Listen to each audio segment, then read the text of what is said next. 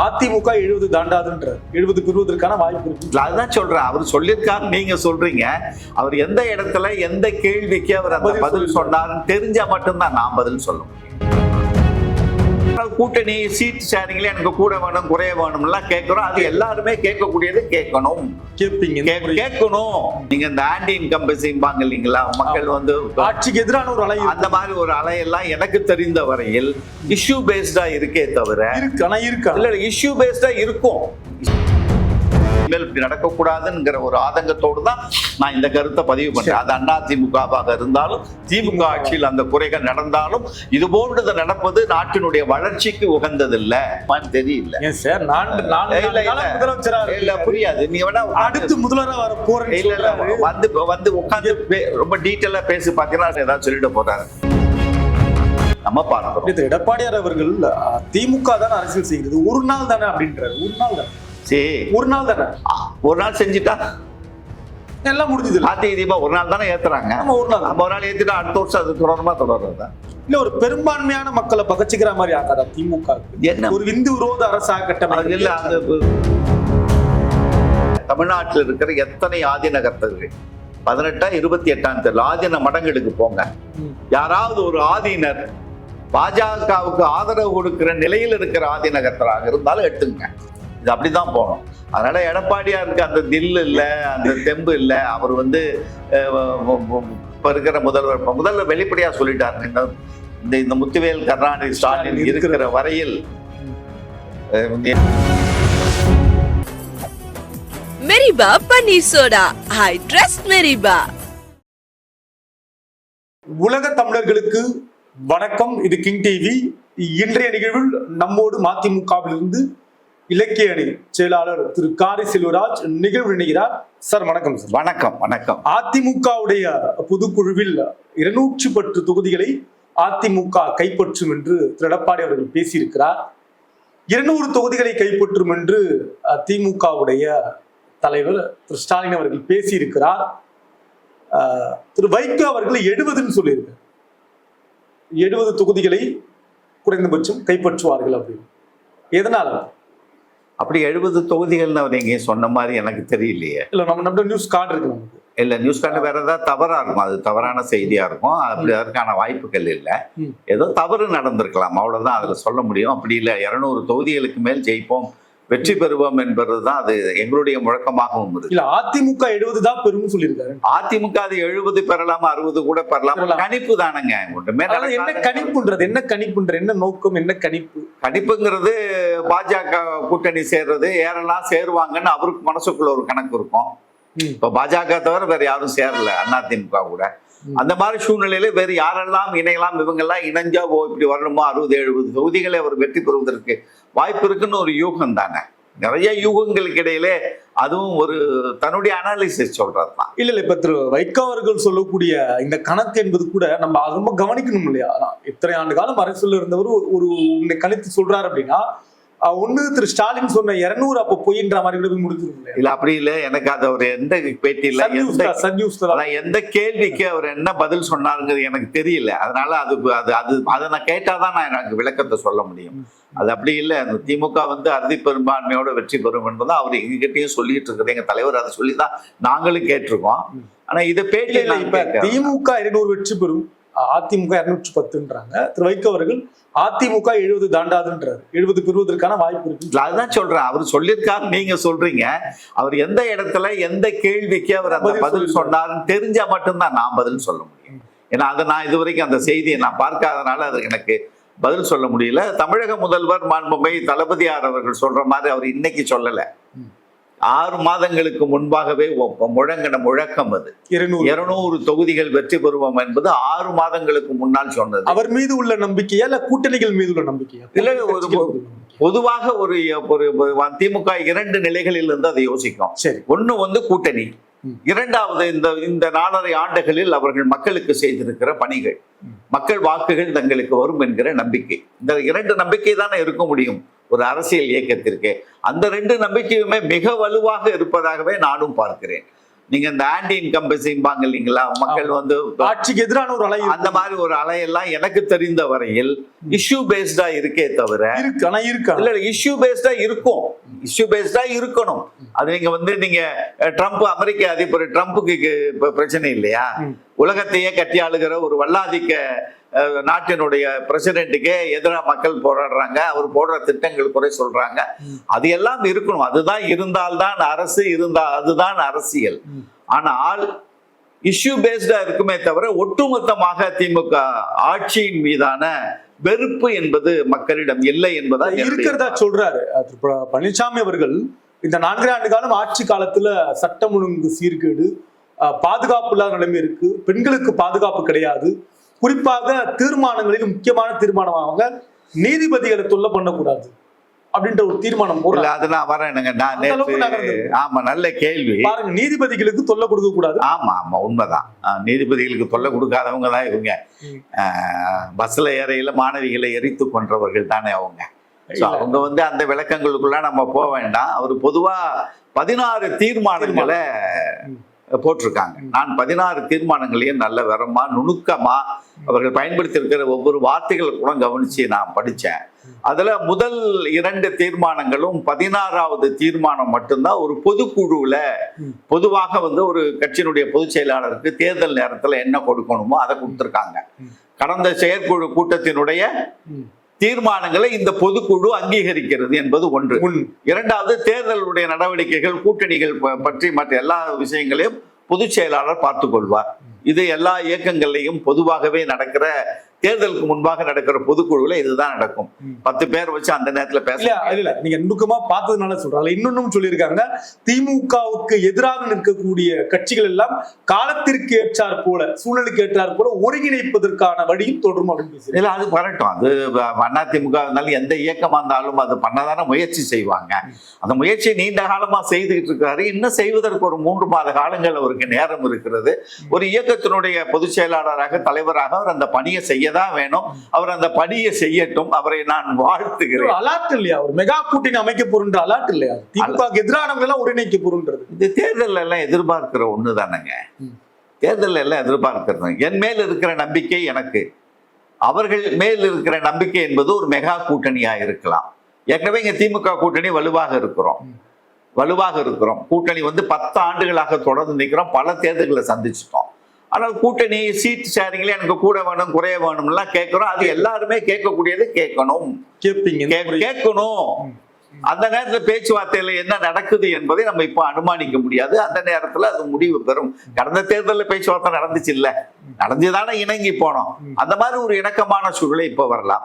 இப்ப அதிமுகவுக்கு பாரதிய ஜனதா கட்சியை தவிர எனக்கு பாரதிய ஜனதா கட்சி கூட அதிமுகவோட தொடர்ந்து இருப்பார்கள் என்கிற நம்பிக்கை இல்லை. அதற்கான காரணத்தை நான் உங்களுக்கு கடைசியா சொல்றேன். உங்களுக்கு நானு. அப்ப அதிமுக கூட இருப்பது பாஜக மட்டும்தான். இப்ப அதிமுக இப்பொழுது என்ன குழப்பு நிலையில் இருக்குது? இந்த பொதுக்குழுவுல என்ன தீர்மானம் போட்டிருக்காங்க? கட்சியிலிருந்து வெளியில போன துரோகிகள், அவர்கள் மீது வசைப்பாடி இருக்கிறார்கள். உறவாடி கெடுப்பவர்கள் அப்படின்னு சொல்லி யார சொல்லியிருப்பாங்கன்னு நான் நினைக்கிறேன். ஆடிட்டர் குருமூர்த்தி டிடிவி கூட போனாரு. இப்போ ஓபிஎஸ் கூட யார் போனது? இப்போ இங்க வந்து ஓபிஎஸ்ஸையும் பார்த்துட்டு டிடிவியும் பார்த்துட்டு அண்ணாமலை போயிருக்காரு. அப்போ இந்த உறவாடி கெடுப்பவர்கள் அவங்க சிவி சண்முகம் அந்த பொதுக்குழுவில் பேசுறது வந்து ஒன்று ஆடிட்டர் குருமூர்த்தி, இரண்டாவது அண்ணாமலை மீது அவர்களுக்கு ஏற்கனவே வந்து ஊழல் கட்சின்னு அதிமுக சொல்லியிருக்காரு. ஜெயலலிதாவையே ஊழல்வாதின்னு சொன்ன ஒரு தலைவர் பாஜக, அதுல இருந்தா தலைவர் பதவியில இருந்தே அவரை நீக்கி வேற ஆள கொண்டு வந்தாங்கன்னு சொல்லுவாங்க. அது நமக்கு உள்ள தெரியாது. ஏற்கனவே அதிமுக தமிழ்நாட்டுடைய மிகப்பெரிய ஊழல் இயக்கம், ஜெயலலிதா வந்து மிகப்பெரிய ஊழல்வாதின்னு சொன்ன ஒரு அண்ணாமலை வந்து இன்றைக்கு தேர்தலுக்காக நெருக்கம் காட்டினாலும் உள்ள அதிமுக காரனுக்கு புகைஞ்சுக்கிட்டு தானங்க இருக்கணும். ஒரு சாதாரண தொண்டனுக்கு புகைகிற பொழுது அங்க இருக்கிற தலைவர்களுக்கும் புகையில நம்ம அம்மாவை பார்த்து ஊழல்வாதின்னு சொல்லிட்டாங்க. திமுக அகற்றணும்ன்ற வெறி இருக்கு. இல்ல அத முதல்ல இது வந்து அரசியல் எதிரி. இது வந்து அரசியல் நிலை. எங்க ஒருத்தனை எதிர்த்தாதான் இன்னொருத்தன் எலெக்ஷன் நிக்க முடியும். யாரை எதிர்த்து யார் என்பதுதான் கேள்வி. அதிமுக ஆட்சியில் இருக்கிற பொழுது திமுக அதிமுகவை எதிர்த்து களத்தில் நிற்கும். அதிமுக செயல்பாடுகளை குறை சொல்லும், குற்றம் சொல்லும், அதற்கான ஆதாரங்களை கொடுக்கும், மக்கள்கிட்ட போகும். இப்போது ஆட்சியில் இருப்பது திமுக. திமுக தானே அகற்ற முடியும். அவங்க தான் ஆட்சியில இருக்காங்க. அப்ப யார் எதிரியா இருக்க முடியும்? அவங்க தான் எதிரியா இருக்க முடியும். ஆனால் அவர் அண்ணாமலை ஜெயலலிதாவை பத்தியும் அதிமுக பத்தியும் சொன்னதுங்கிறது அந்த இடத்துல எடுத்துக்க முடியாது இல்ல. பொங்கி அப்படி கொந்தளிச்சு போயிட மாட்டான் அதிமுக தொண்டன். அந்த கொந்தளிப்புலாம் இப்ப எடப்பாடியாருக்கு இருக்குதோ இல்ல CV சண்முகத்துக்கு இருக்கிற அந்த கொந்தளிப்பு மற்ற தலைவர்கள் KP முனுசாமி போன்ற அந்த பெரும் தலைவர்களுக்கெல்லாம் அந்த அம்மாவை பற்றி இவ்வளவு அநாகரிகமாக பேசிய அண்ணாமலையினுடைய அந்த செய்திகள்லாம் மறந்திருப்பாங்கன்னு நினைக்கிறேன். மறப்போம் மன்னிப்போம் அப்படின்னு இல்ல, அது உண்மைதானே. நம்ம அதிமுக எதிர்க்கிற மனநிலைக்கு வருவோம். ஒருவேளை அவர் உண்மையைத்தானே சொல்லியிருக்காரு. இப்ப போய் எதுக்கு நம்ம பாஜகவை பகைச்சுக்கணுங்கிற நிலையிலையும் சொல்லலாம் இல்லையா? அதை நீங்க அப்படிதான் எடுத்துக்கணும்.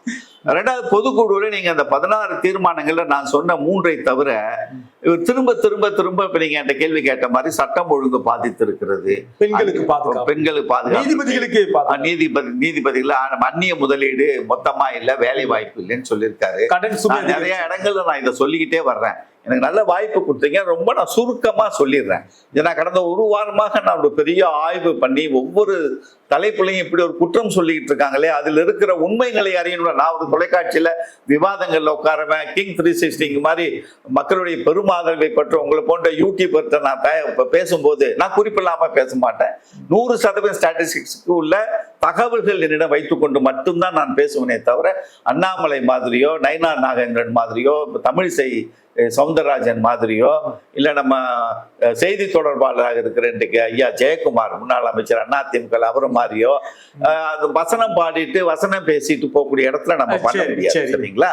இப்போ அந்நிய முதலீடுகள் வரவே இல்லைன்னு சொல்றதுக்கு நான் ஒரு குறிப்பா சொல்லிடுறேன். ரொம்ப விவரமா அதுல போக முடியாது. 21-22 ஆண்டு 2021-22 ஆண்டு அந்த பைனான்சியல் இயருக்கு வந்த அந்நிய முதலீடு 3 பில்லியன். 2022-23 அது குறையுது. ஏன்னா அந்த 21-22 தான் கொரோனா தாக்கத்தின் வந்தது. அந்த கொரோனா தாக்கத்திற்கு பிறகு அது 2.17 பில்லியனா குறையுது. அதற்கு அடுத்த ஆண்டு கொஞ்சம் கூடுது, 2004-5 பில்லியன். 2023-24 24-25 3.7 பில்லியனா அது உயர்ந்தது. பினான்சியல் இயர்ல சொல்ற இந்த 4 ஆண்டுகளில் 11.32 பில்லியன் US ஆன அந்நிய முதலீடு இங்கே வந்திருக்கிறது. சரி, இதை மறுத்து பேசுவதற்கு அதிமுகவில் யாரேனும் தயார் என்று சொன்னால் புள்ளி விவரங்களோடு வந்தது எவ்வளவு, அவுட்ஃப்ளோ எவ்வளவு, டிஸ்இன்வெஸ்ட்மெண்ட் எவ்வளவு, அந்த ஃபாரின் டைரக்ட் இன்வெஸ்ட்மெண்ட் எதுக்கெல்லாம் இங்கே தமிழ்நாட்டுக்கு வந்திருக்கிறது, அந்த தொழில்கள் எல்லாம் இங்கே நடந்து கொண்டிருக்கிற என்ற புள்ளி விவரங்களை நான் தருவதற்கு நான் தயார். யாராவது அதிமுக நீங்க பேட்டி எடுக்கணும் விருப்பப்பட்டு யாருக்காவது இது குறித்து பேசுவதற்கு தகவல்கள் இருந்தால் நான் வெளிப்படையாக சொல்கிறேன், உங்களுக்கு தைரியம் இருந்தால் என்னோடு வந்து நீங்கள் விவாதிக்க தயார் என்றால் விளக்கங்களை கொடுக்க நான் தயார். 10 நாங்க கொண்டு வந்துட்டோம், 11 அவர் கொண்டு வந்துட்டாருன்னு சொல்றதுக்கு தயாரா? அது எவ்வளவு கூட அது அவங்கள்ட்ட இருக்கிற உண்மையை சொல்லட்டுமே. நாங்க 9 வரைக்கும் கொண்டு வந்துட்டோங்க, 10-11 கொண்டு வந்துட்டு இல்ல அதுக்கு முன்னால உள்ளது இருக்கு, அதை நான் சொல்ல வேணாம்னு நினைச்சேன். கொஞ்சம் பாசிட்டிவாவே பேசுவேன். சரி சரி. ரெண்டாவது, இப்ப இதே இது நீங்க வந்து ஒன்றிய அரசாங்கத்துக்கிட்ட போனீங்கன்னா இதே நான் சொன்ன இதே 4 ஆண்டுகள் 21-25 வரைக்கும் அந்நிய முதலீடு நமக்கு வந்திருப்பது 308 பில்லியன் US. இது ஒன்றிய அரசு. ஒட்டுமொத்தமா நான் தமிழகத்தில் சொன்ன இந்த தொகையும் சேர்த்து சொல்றேன். 308 பில்லியன் US. எவ்வளவு வெளியில போயிருக்கு டிஸ்இன்வெஸ்ட்மெண்ட், அதுதான் நீங்க பார்க்கணும். டிஸ்இன்வெஸ்ட்மெண்ட் வந்து 223 பில்லியன் டாலர் எடுத்து ஓடிவிட்டான். வேணாண்டா, எடுத்துரு, வேண்டாம், இவங்களை நம்பி இங்க பணத்தை போடாத. அதுக்கு பல காரணங்கள் உண்டு. கடைசியாக வந்துட்டு இருக்கிற காரணம் ட்ரம்போட வரி விதிப்பு. அதை எல்லாத்தையும் வரிசையா எடுத்து சொல்லுவாங்க.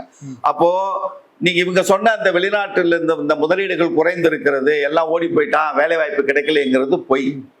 கொஞ்சமாவது ஒரு முன்னாள் முதல்வர் சொல்லுகிற போது இது போன்றது என்ன, நம்ம தாவேகா விஜய்க்கு எழுதி கொடுக்குறோம் பூரா தப்பா எழுதி கொடுக்குறான். அது தாவேகால அவ்வளவுதான் அவங்களுக்கு இருக்கும்னு நமக்கு தெரியும். பட் அதிமுக அப்படிப்பட்ட இயக்கம் இல்லை இல்லையா? இன்னைக்கு பெரிய ஒரு பத்திரிகை நடத்துற துறை, என்னுடைய நண்பர் பேராசிரியர் கல்யாண சுந்தரம் நாம் தமிழர்ல போன நல்ல நல்ல நல்ல திறமையானவர், அவரை போன்றவர்கள் எல்லாம் இருந்து உண்மைகளை எழுதி கொடுக்கணும்ல.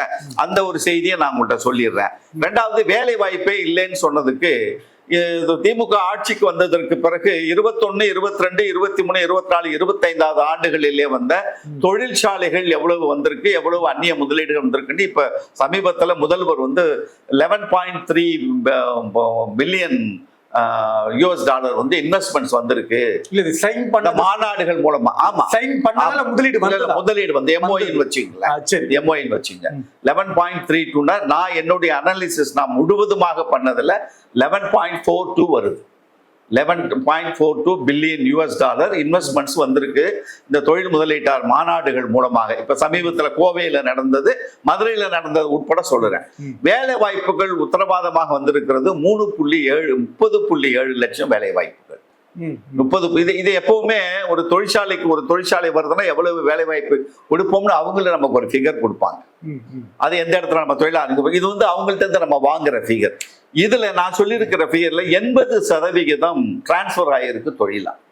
மெமோரண்ட் ஆஃப் அண்டர்ஸ்டாண்டிங்ல இருந்து எக்ஸிகியூஷனுக்கு வந்துருச்சு 80% கன்வே ஆயிருக்கு.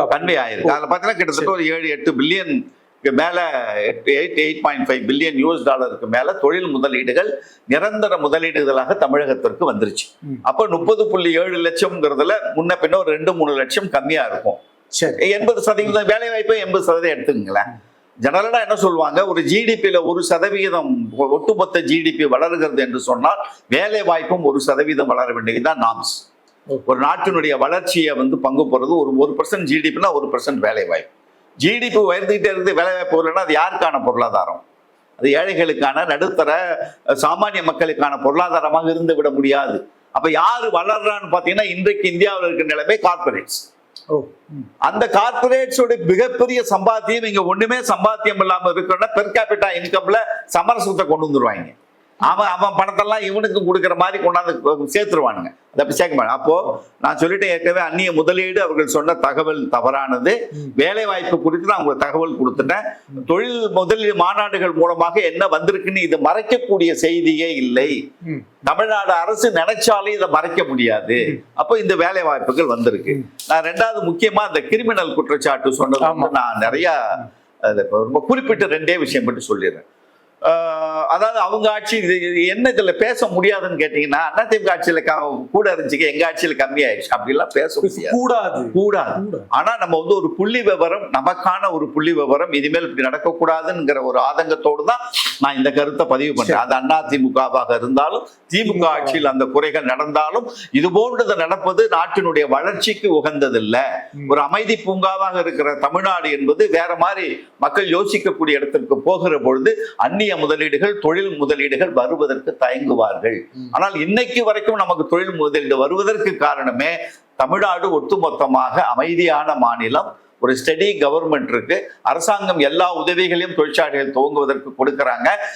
ஸ்கில் டெவலப்டு பர்சன்ஸ் அவைலபிள், திறமையானவர்கள், திறன் மிகுந்த இளைஞர்கள் இங்க 70% படித்தவர் இளைஞர்கள் இப்ப திறனோட வர்றாங்க.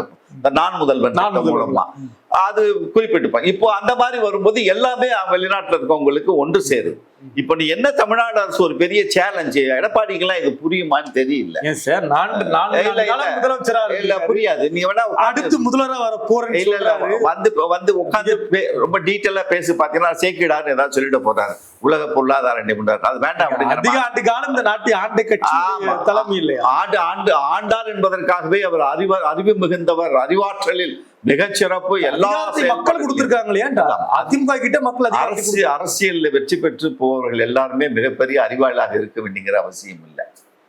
பெரிய அறிவாளியா இருக்கணுங்கிறது இல்ல. அறிவை வளர்த்து மக்களை நம்ம மக்கள் வந்து கட்சிக்கு மக்கள் ஓட்டு போடுறது கட்சிக்கு தாங்க.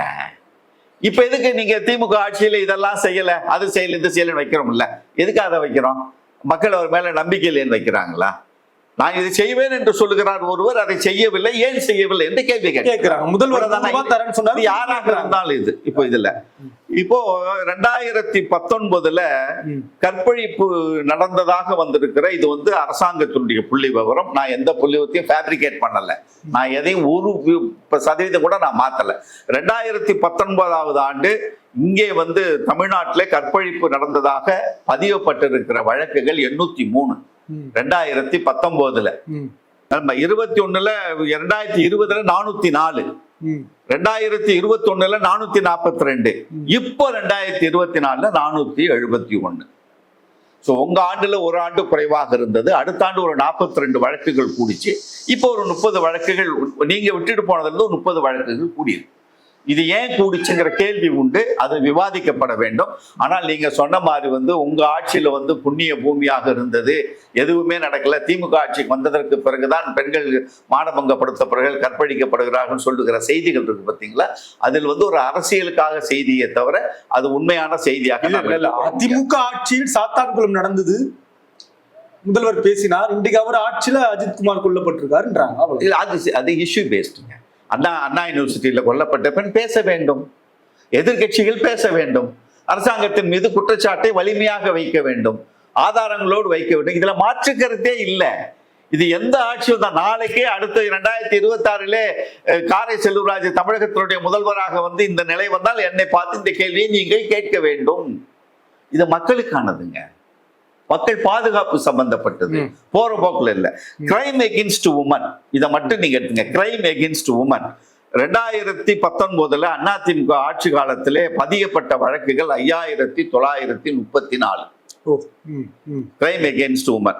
அடுத்த ஆண்டு 20 6630 வழக்குகள் கிரைம் எகென்ஸ்ட் உமன் பதியப்பட்டிருக்கிறது. இதே எடப்பாடியார் ஆட்சி முடிய போற காலத்துல 2021 மார்ச்சோட முடியுது இல்லையா, அப்புறம் தான் மே மாசம் இவங்க ஆட்சிக்கு வந்துடுறாங்கல்ல. 2021 5934 இருந்த பதிவுகள் 8501 பதிவுகளாக உயர்ந்திருக்கிறது. இது காவல்துறையினுடைய வெப்சைட்ல இருக்கிற ரிப்போர்ட். இந்த ரிப்போர்ட்டை எடப்பாடியார் நினைச்சாலும் மாற்ற முடியாது. இல்ல நம்ம குற்றத்திலிருந்து தப்பித்துக் கொள்வோம் என்று தமிழக முதல்வர் மாண்புமை தளபதியார் அவர்கள் நினைச்சாலும் இதை போய் மாற்ற முடியும். இதெல்லாம் ஆவணமா பதியப்பட்ட வழக்குகள் இப்ப எவ்வளவு இருக்கு? 2024 8943 அதையே தொடர்கிறது. அப்போ ஒரு 8000 வழக்குகள் ஆவரேஜா கடந்த 10 ஆண்டுகளில் ஆண்டு முழுவதும் கிரைம் எகென்ஸ்ட் உமன், அது மால் ஸ்டேஷன் இருக்கலாம், கணவர் மூலமாக பல இப்படிதான் வழக்கு வந்துகிட்டு இருக்கு. ஆனால் அங்கொன்றும் இங்கொன்றுமாக இருக்கிற இஷ்யூவை எடுத்து பேசுகிற பொழுது பெரிதாக தெரியும். நீங்க ஒரு இஷ்யூ சாத்தாங்குளம் சொன்னீங்க, பேசணும் இல்லையா? பேசணும், அதான் அதையும் அதை மட்டும் ஆமா, அதை மட்டும் பேசும்போது சட்டம் ஒழுங்கே தமிழ்நாட்டுல கெட்டு போச்சுங்கிற மாதிரி பேசுவாங்க. அது மட்டுமல்ல, ஒவ்வொரு இடத்துல நடக்கிற அந்த ஒரு தனிப்பட்ட நிகழ்ச்சிகள் இருக்கு பாத்தீங்களா, இதெல்லாம் நீங்க ஒட்டுமொத்தமாக தொகுத்து வர்றதா இந்த ரிப்போர்ட். சரி, அது பேசத்தான் பட வேண்டும். அதனால அதுவும் இல்லை. நான் அவர் சொன்ன 3 விஷயங்களையும் நான் சொல்லிட்டேன். வேலை வாய்ப்பும் சொல்லிட்டேன், கிரைம் சொல்லிட்டேன், நம்மளுடைய முதலீடுகள் சொல்லியாச்சு. 2வது நீதிமன்ற தீர்ப்பு சொல்லும் பொழுது இதுல முக்கியமா நம்ம என்ன பார்க்கணும்னு கேட்டீங்கன்னா, இந்த நீதிபதி நம்ம தனிப்பட்ட முறையில நீதிபதியை விமர்சனம் பண்ண முடியாது. ஆமா, அவருடைய கடந்த கால வழக்குகள் எல்லாம் என்ன கொண்டு வந்திருக்காரு, அவருடைய பின்புலம் என்ன, அவர் எப்படி இந்த விஷயங்கள் அணுகிறாரு, அது எப்படி இந்த வழக்குகள் எல்லாம் மதுரையில அவர் இருக்கிற அந்த நம்பர் கோர்ட்டுக்கு மட்டும் நம்பர் ஆகுது, எப்படி பட்டியலிடப்படுகிறது அப்படிங்கிற கேள்விகள்லாம் வரும்போது ஒரு சாமானியனாக ஒரு கேள்வி வைக்கலாம். பிராமணர்கள் சாப்பிட்டு விட்டு போன எச்சி அலையிலே பிறண்டு இருந்தது ஆண்டவனுக்கு செய்கிற அனுக்கிரகம், அது நடக்க வேண்டும் என்று தீர்ப்பு சொன்னதுதான். அந்த தீர்ப்பை நம்ம ஏற்றுக்கொள்ள முடியுமா? அது எப்படி நம்ம அவரை விமர்சிக்காமல் இருக்க முடியும்? எத்தனையோ 1000 ஆண்டுகளுக்கு முன்னாலே ஒன்று நடந்திருக்கலாம். அதற்கு பிறகு சமூக மாற்றங்கள் ஏற்பட்டதுக்கு பிறகு நீங்க சாப்பிட்ட எச்சி இலையில நான் பிறண்டு எடுத்தால் பகவானுக்கு நான் செய்கிற காணிக்கை 2 எடுத்து என் மீது ஒரு குற்றச்சாட்டை நிகழ்த்துவது அது சரி என்று சொல்லக்கூடிய இடத்தில் ஒரு தீர்ப்பு வரும்போது நீங்க என்ன பண்ணுவீங்க? மேல்முறையீடு போனாங்க, அந்த தீர்ப்பை நிறுத்தி வைத்தார்கள். இப்பொழுது அது தீபத்தூணா, அது தீபத்தூண் இல்லையா? ஏதாவது ஒன்று வரணும் இல்லை, ஏதாவது ஒரு போதுமான நேரம் கொடுக்கணும் இல்லை. என்னுடைய கேள்வி அதே ஒண்ணுதான். அந்த கார்த்திகை தீபம் ஏத்த போறவனிக்கு முதல் நாள் தீர்ப்பை கொடுத்து இந்த தம்பி நீ போ 10 பேரை கூட்டிட்டு போய் ஏத்து, நீ கேட்க மாட்டாங்களா? சிஎஸ்எம் நீ ஓடு. இதுக்கு பின்னால நடந்த செய்திகளை நீங்க தொகுப்பு எடுத்து பார்த்தீங்கன்னா இது ஒரு திட்டமிட்ட சதியாகத்தான் நம்ம பார்க்கிறோம். எடப்பாடியார் அவர்கள் திமுக தானே அரசியல் செய்கிறது, ஒரு நாள் தானே அப்படின்றாரு. ஒரு நாள் தானே, சரி ஒரு நாள் தானே, ஒரு நாள் செஞ்சுட்டா எல்லாம் முடிஞ்சது. கார்த்திகை தீபம் ஒரு நாள் தானே ஏத்துறாங்க. ஒரு நாள் ஏத்துட்டா அடுத்த வருஷம் அது தொடர்றதா உரிமை கொண்டாடுவீங்களா மாட்டீங்களா? சரி, இது ஏற்கனவே இதுக்கு பிறகுதானே வருது. 1808 வழக்கு 1870 வந்தது. 1920 நீதிமன்ற தீர்ப்பு இருக்கிறது. 1921 27 5 நீதிபதிகள் கொண்ட தீர்ப்பு இருக்கு. பெஞ்சு கொடுத்து சிக்கந்தர் மலைக்கான எல்லை வரையறுத்திருக்காங்க. திருப்பரங்குன்ற மலை முருகனுக்கான எல்லையை வரையறுத்திருக்காங்க. இது 1808 1878 வந்த சர்வேல கொடுத்திருக்கிறதே இது நில அளவைக்கல். அதே மாதிரி அட்டாம்பட்டி ஒரு 4 இடங்களில் அதே போன்றது கல் இருக்கு. நம்ம எங்கேயாவது ரோட்ல போனோம்னா கிராமங்கள்ல பாத்தீங்கன்னா அந்த மயில் கல்ல கூட 2 குங்குமத்தை தொட்டு வச்சோம்னா நம்ம நின்று சாமி கும்பிட்டு போறோம். அது ஏன்னு கேட்டீங்கன்னா நடுகள் வழிபாடு என்பது நம்மளுடைய மரபு, தமிழர் மரபு. இறந்து போனவர்களை அந்த நேரத்தில் இப்ப நீங்க சமாதி கட்டுறீங்க, மேல போட்டு வைக்கிறீங்க, பெரிய காந்திக்கு மியூசியம் மாதிரி மணிமண்டபங்கள் கட்டுறீங்க. அந்த காலத்துல அவங்ககிட்ட என்ன இருந்துச்சு? அப்போ அவனை ஒரு உருவமா செதுக்கி, ஒரு கல்லுல உருவமா செதுக்கி வைத்து முன்னோர்களை வழிபட ஆரம்பிச்சாங்க. அதனாலதான் நம்ம எங்க பார்த்தாலும் இந்த கல்லுக்கு பொட்டு வைக்கிற பழக்கம் நமக்கு மரத்துக்கும் அப்படிதான் மரத்துக்கு வச்சு எங்கேயாவது ஒரு கல்லை பார்த்துச்சுன்னா யாராவது ஒருத்தர் குங்குமத்தை வச்சு ஒரு பூவை போட்டு போனா பின்னால வரும் 10 பேர் பண்ணிட்டு போவோம். அது மரபு, நடுகள் மரபினர் இல்லவா நம்ம, அதெல்லாம் மரபு. அந்த மரபை எல்லாம் மாற்றணுங்கிறதுக்கு நம்ம நிறைய செய்திகளை கொண்டு வரோம். அதை மறந்து விடக்கூடாது. நம்முடைய பழமையை மறந்து விட சொல்வது இல்லை, தேவையற்ற மரபுகளை பின்பற்றக்கூடாது என்பதுதான் நம்ம திராவிட இயக்கங்கள் கொண்டு வருகிற முக்கியமான செய்திகள். அதனால நீங்க அவர் அப்படி அவர் சொல்றாரு தீபத்தூணு, அதெல்லாம் இப்ப தமிழ்நாடு அரசு உச்ச நீதிமன்றத்துக்கு போயிருக்காங்க. நீதிபதியுடைய தீர்ப்பை ஏற்றுக்கொள்ள முடியாது. அதற்கான காரணங்கள் உண்டு. அதுக்கு எந்த நிலையில் இருந்து ஒரு அரசாங்கம் சந்திக்க வேண்டும் என்பது கட்ஸ் வேணும். எந்த விளைவா இருந்தாலும் எதிர்கொள்ள தயாராக. அந்த கட்சி எடப்பாடிக்கு வருமா வராது இல்ல, வந்திருக்கு இல்ல. கட்ஸா இறங்கி காமிச்சிருக்காங்கல்ல. அந்த நேற்றைக்கு தமிழ்நாடு தொல்லியல் துறை போய் எல்லாம் பார்த்து அளவு எடுத்துட்டாங்கல்ல. தொல்லியல் துறையில கொடுக்கறது வரலாற்று ஆவணங்கள், சர்வேக்கள்ல கொடுக்குற ஆவணங்கள் பூரா வெளியில வந்தாச்சு இல்ல. இல்ல ஒரு பெரும்பான்மையான மக்களை பகச்சிக்கிற மாதிரி ஆக்காதா திமுக? என்ன ஒரு இந்து விரோத அரசா கட்டமைப்பு இல்ல. அந்த இந்துக்கள் யாரும் இதுக்கு விரோதமாக, இந்துக்களுக்கு எதிராக தான் பாஜக பண்றான். இல்ல களத்துல அமைதியாக இந்துக்கள் தானே வராங்க. நாங்க இந்துக்களோட உரிமைக்காக வரவங்க போறா இந்து கிடையாது. போராட்ட காலத்துக்கு வரவங்க போறா இந்துத்துவாவை பின்பற்றுகிறவர்கள். என்ன வித்தியாசம் ரெண்டுத்துக்கும்? இந்துக்கும் எந்த சம்பந்தமுமே இல்லை. எந்த சம்பந்தமும் பொட்டு வச்சிருக்காங்க, கற்பூரம் எடுத்து அதெல்லாம் சாபம் போடுறாங்க. அவன் எதுக்காக அரோகரான்றாங்க, ஆமா எது ஜெய் ஹிந்துன்னு சொல்றாங்க, எல்லாம் மிக்ஸ் பண்ணி சொல்றாங்க. வேலு கையில வச்சிருப்பான், மாதாக்கு ஜெயன்னு சொல்றாங்க, சூலாயுதம் கையில வச்சிருப்பான், கத்தி கையில வச்சிருப்பான், பசுமாட்டு கறி கொண்டு போனா அவன் குத்தி கொள்ளுவான். மகாத்மா காந்தி போட்டோவை நிக்க வச்சு இந்ததான் இந்துக்கள் எதிரின்னா அந்த அம்மா சுட்டு விளையாடும். இந்துத்துவா சனாதனம் எல்லாம் இந்த மண்ணில் எவ்வளவு கொலை நடந்திருக்கிறது என்று சொன்னால் ஒரே ஒரு காரணம். நான் நிறைய இடத்துல சொல்லியிருக்கேன், இன்னும் பதிவு பண்ணிட்டே இருக்கிறேன். யஷ்வந்த் சிண்டே என்பவன் 25 ஆண்டு காலம் RSS இயக்கத்திலே பயணித்து பிரச்சாரகராக இருந்து அவன் கடைசியில இப்போ ஒரு வருஷத்துக்கு முன்னால மகாராஷ்டிரா கோர்ட்டுக்கு போய் அபிடவிட் தாக்கல் பண்றான். நான் இந்த 25 ஆண்டுகளில் RSS எங்கெல்லாம் பயிற்சி கொடுத்தது, ராணுவத்தில் இருப்பவர்களே எங்கெல்லாம் பயிற்சி கொடுத்து எங்கெல்லாம் நாங்க குண்டு வச்சோம், இது குறித்தான நான் பேசியிருக்கிறேன். நான் குண்டு வைத்த இடங்கள்லாம் இது வச்சாங்க, அப்பவே நான் தடுக்க நினைத்தேன், முடியவில்லை. நான் இப்போ சாட்சியாக இருக்க விரும்புகிறேன்னு சொல்லி மராட்டியத்துல கொண்டே கொடுத்தான். ரெண்டாவது, இந்தியாவில் நடந்திருக்கிற வன்முறை, வெறியாட்டங்கள், கொலை, கொள்ளை, கலவரங்களுக்கு 70% கலவரங்களுக்கு காரணம் நம்ம இந்துத்துவ RSS கும்பல் தான் சொல்லிட்டு சமீபத்துல ஒரு ஆய்வே வந்திருக்கு. ஒரு அழகா பேசியே கொடுத்திருக்காரு. அவரு இந்துதான். அதனால இந்து என்பது ஒருங்கிணைக்கப்பட்ட சொல். வீர சைவர்கள், வைணவர்கள் என்று பிரிஞ்சு கிடத்தத இங்கிலீஷ் 1880 எல்லாம் வாங்கடா இந்துவாக நீங்கள் அழைக்கப்படுவீர்கள், இஸ்லாமை விட்டு பௌத்தத்தை விட்டு கிறிஸ்துவத்தை விட்டுன்னு கொஞ்சம் ஒதுக்கிட்டு மற்றவங்க எல்லாம் இந்துன்னு சொன்னானே தவிர, நீங்க தமிழ்நாட்டில் இருக்கிற மதுரை ஆதீனங்க உட்பட தமிழ்நாட்டில் இருக்கிற எத்தனை ஆதீனகர்த்தர்கள் 18 28 ஆதீன மடங்களுக்கு போங்க. யாராவது ஒரு ஆதீனர் பாஜகவுக்கு ஆதரவு கொடுக்கிற நிலையில் இருக்கிற ஆதீனகர்த்தராக இருந்தாலும் எடுத்துங்க. மதுரை ஆதீனகர்த்த போய் நீ இந்துவான்னு கேளுங்க, அவர் இந்துன்னு ஒத்துக்கிட்ட நான் ஒத்துக்கிறேன். எந்த ஆதீனங்களும் தங்களை இந்துவாக ஏற்றுக்கொள்ள மாட்டார்கள். சைவம் என்பதுதான் அவருடைய மதம். நீங்க ஒரு மதத்துக்குள்ள ஒரு ஒற்றை குடையின் கீழ் எல்லாரும் இணைந்திருக்கிறதுனாலயே அந்த குடைய வேற வேணா ஒருத்தன் கையில வச்சுக்கிட்டு நான் சொல்றதை கையிலன்னு சொல்றதை கேட்கக்கூடியதல்ல சைவம். சைவம் வளர்ந்தது தமிழ்நாட்டில், திராவிடம் மலர்ந்ததும் தமிழ்நாட்டில், ஆன்மீகம் தடை தோங்கி இருப்பதும் தமிழ்நாட்டில், 63 நாயன்மார்கள் இருப்பதும் தமிழ்நாட்டில். நூற்றாண்டு காலமாக இந்த மக்களை அந்த பார்வையிலிருந்து சமூக நீதி பார்வையில், சமத்துவ பார்வையில், கல்வி மேம்பாடு, பெண் உரிமை என்கிற தளத்திற்கு அந்த அந்த ஆன்மீகத்தவருடைய மனசு புண்படாத அளவிற்கு கொண்டு வந்து இங்கே படிப்பை கொடுத்துருக்கிறோமே. இதை விட வேற என்ன வேணும் உங்களுக்கு? இரண்டும் பேரலா போய்கிட்டு இருக்கோம். ரயில்வே ட்ராக் மாதிரி அது அப்படித்தான் போகும். நாங்க அவங்க மேல குறை சொல்லுவோம், செய்கிற செயல்பாடுகளில் குறை சொல்வோம். சரி. அப்படித்தான் நம்ம எடுத்துக்கணுமே தவிர, நீங்க இந்துத்துவா என்பது வன்முறையாளர்கள், சனாதனவாதிகள் வன்முறையாளர்கள். சனாதனவாதிகள் இந்துக்கள் இல்லை. அது நிறைய இடத்துல சொல்லிட்டேன். 1917 பனாரஸ் பல்கலைக்கழகத்திலே வந்திருக்கிற ஆய்வு, சனாதனம் என்பது யார் பின்பற்றுகிறார்கள் என்றால் அது பார்ப்பனர்களுக்கு உள்ளது. வேத மதம் தான் சனாதனம். அந்த வேத மதத்திற்கு உரியவர்கள் பிராமணர்கள், இந்துக்கள் கிடையாது. அப்போ இன்றைக்கு பிராமணர்கள் தங்களை இந்துக்களாக சொல்லிக் கொள்பவர்கள், நான் சனாதனவாதி இல்லைன்னு சொல்லிட்டு இந்துவா இருக்க சொல்லுங்க. ஒண்ணுமே வேண்டாங்க. எச் ராஜா வீட்டுல இருக்கிற எல்லா பாஜக இருக்கிற கம்பு சுத்துறது, கலாட்டா பண்றது, பேரிகார்டை தூக்கி போடுறா நம்மளா இருப்பான். இவன் கை காம்பா போய் செய்வான். இன்னைக்கு எந்த காலத்துல தான் இவங்களுக்கு புத்தி திருந்த போறாங்கன்னு தெரியல.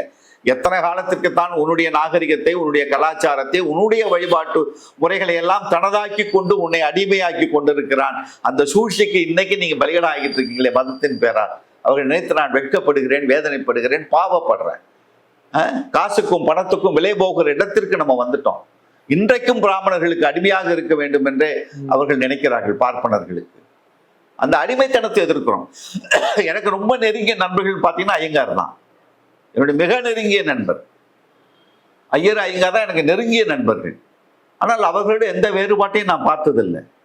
நான் அவர்களை வழிபாட்டு முறைகளை பண்ணதில்லை. ஆனால் என்னை தடுக்கிற பொழுது நான் எழுந்து நிற்பேன். என்னை எதற்கு நீ இதை செய்கிறாய் என்று கேட்டால் என்னுடைய குரலை நான் உயர்த்துவேனே தவிர, நட்பு முறையில் பழகுகிற பொழுது நான் அவர்களை விமர்சிப்பதில்லை, என்னுடைய செயல்பாடுகளை விமர்சிப்பதில்லை. அவ்வளவுதான். இது அப்படிதான் போகணும். அதனால எடப்பாடியாருக்கு அந்த தில் இல்லை, அந்த தெம்பு இல்லை. அவர் இப்ப இருக்கிற முதல்வர் வெளிப்படையா சொல்லிட்டாரு, இந்த முத்துவேல் கருணாநிதி ஸ்டாலின் இருக்கிற வரையில் இதெல்லாம் ஒன்றும் பருப்பு இங்க வேகாதுன்ட்டார்ல. இதை விட ஒரு தமிழ்நாட்டுடைய முதல்வர் ஒரு உரிமைக்காக ஒரு கலவரம். இது இரண்டாவது, எம்ஜிஆர் சொன்னதை, ஜெயலலிதா அவர்கள் சொன்னதை இன்றைக்கு பின்பற்றுகிறார் நம்மளுக்கு முத்துவேல் கருணாநிதி ஸ்டாலின். 1983 டெல்லி போயிருக்கும்போது அண்ணன் தராஷி சியாம் அவர்கள் பதிவு பண்ண செய்தி, நான் இதை உங்களுக்கு பதிவு பண்ணணும்னு ஆசைப்படுறேன். 1983 ஆண்டு டெல்லியில இருக்காரு எம்ஜிஆர் அவர்கள், அன்றைய முதல்வர் எம்ஜிஆர் அவர்கள், பண்டுட்டி ராமச்சந்திரனும் போயிருக்காங்க. 2 பேரும் போயிருக்கும்போது இங்க தமிழ்நாட்டில் ஒரு கலவரம் வந்துச்சு. 16 RSS காரர்கள் அடித்து விரட்டப்பட்டார்களோ, கொல்லப்பட்டார்களோ, ஏதோ தவறான தகவல். டெல்லிக்கு போனோன்னா அவங்க பூரா எம்ஜிஆரை பார்க்க வந்துட்டாங்க. இல்லை இந்த மாதிரி எல்லாம் தமிழ்நாட்டில் பண்ணிருக்கீங்க, 16 பேரை நீங்கள் கொண்டிருக்கிறீர்களோ, அடித்திருக்கிறீர்களோ, ஏதோ சொன்னார் அப்படின்னு சொன்னார். அப்படிலாம் உடனே அவர் அங்கேருந்து ஃபோனில் கூப்பிட்டு இங்கே கேட்டிருக்காரு. எல்லாம் அப்படிலாம் இங்கே ஒன்றும் நடக்கலையான்னு இருக்காங்க. எங்க அப்படிலாம் இங்கே நடக்கலைன்னு சொல்லும்போது பண்டுட்டி ராமச்சந்திரன், ஏங்க அப்படி பேசுறீங்க, எங்கே நடந்துச்சாங்கன்னு அவர் பிடிச்சி தள்ளி இருக்கிறாங்க. அவர் டெல்லியிலேருந்து வந்ததற்கு பிறகு அவர் சொன்னது, இந்த மதத்தின் பேரால், கடவுளின் பேரால் இது போன்ற ஒரு இந்துத்துவ அரசு சக்திகள் இந்த மண்ணில் எந்த செயல்பாடுகளும் வைத்துக்கொள்ள நான் அனுமதிக்க கூடாது. நாட்டினுடைய ஒற்றுமையை, மத நல்லிணக்கத்தை கலைச்சி விட்டுரும் அப்படின்னு சொன்னது எம்ஜிஆர். அதே ஜெயலலிதா அவர்கள் 2017 இங்க அந்த தீபத்தூண்ல ஏற்றக்கூடாது, அங்கதான் ஏற்றணும்னு சொன்னாங்க இல்லையா. அப்போ எம்ஜிஆர் நினைத்ததை, எம்ஜிஆர் சொல்ல நினைத்ததை ஜெயலலிதா என்ன செய்தார்களோ அதை தமிழக முதல்வர் ஸ்டாலின் அவர்கள் தொடர்ந்து கொண்டிருக்கிறார். இதுதான் எடப்பாடியாருக்கு கவலையா இருக்கும் நினைக்கிறேன். தொடர்ந்து பேசலாம். நன்றி நன்றி நன்றி. மெரிபா பன்னீர் சோடா, I trust மெரிபா.